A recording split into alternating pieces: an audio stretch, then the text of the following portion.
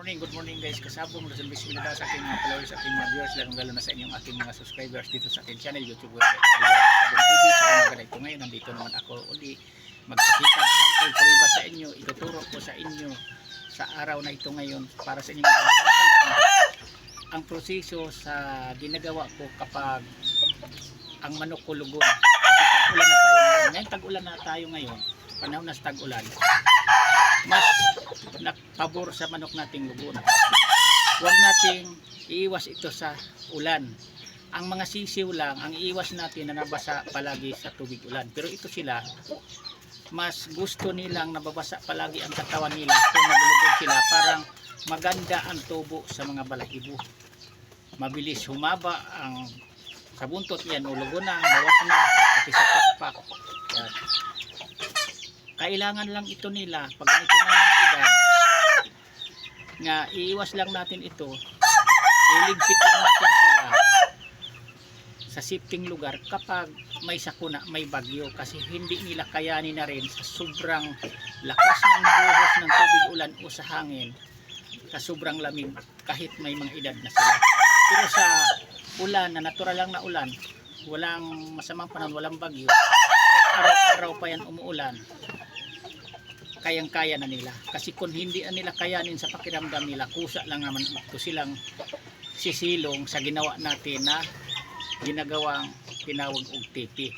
Nga kung sobrang init na ang panahon din, sisilong sila kung di na kaya ang naramdaman nilang init sa katawan. Kapag naramdaman din sa katawan nilang hindi na rin nila kaya ang sobrang lamig sa ulan, na basang-basa na sila sa tubig ulan, pusa naman dito sisilong.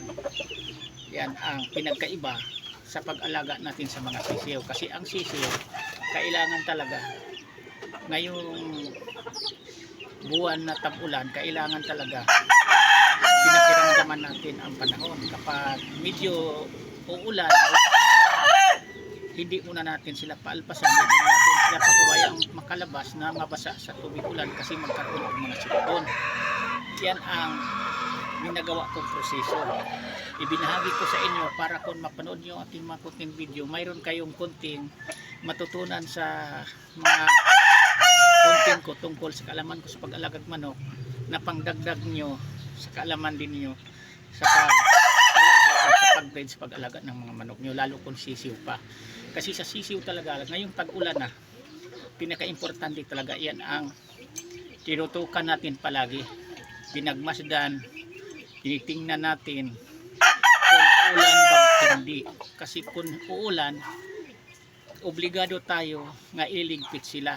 Huwag muna nating palabasin. Kapag sa tingin natin na hindi umuulan, yan palabasin natin. Kasi pinaka-importante yan sa mga alaga nating sisiw na malusog ang pangatawan nila, mataas ang resistensya kapag nakagala-gala yan, naka-exercise, nakalipad-lipad, nakakukalay-kay sa lupa. Yan ang pinaka-importante dyan. Sa sisiw pa lang sila. Ulitin ko, kapag ganito nakalaki, hindi nakaano to problema. Kasi kung walang bagyo, walang malakas na hangin, hindi sabayan ng malakas na ulan din, baliwala lang sa kanila. Kung natural lang umuulan lang, mas gusto nga nila na nababasa sila, lalo kung lugon to sila. Mapansin nyo yan sa mga manukan, kung umuulan, yung iba nga gusto lang nila na nababasa lang sila, dumadapo lang sila sa dapuanan nila, hinayaan lang nilang mabasa sila sa ulan, kusa lang siyang bababa kapag di na kaya ang lamig, basang-basa na sila, sisilong. Yan, karamihan nga, mapansin mo yan kung sa mga manok, kahit pagmasdan yung mabuti, dahil ako alam na alam ko yan, dahil ang manok ko pinagmasdan ko yan.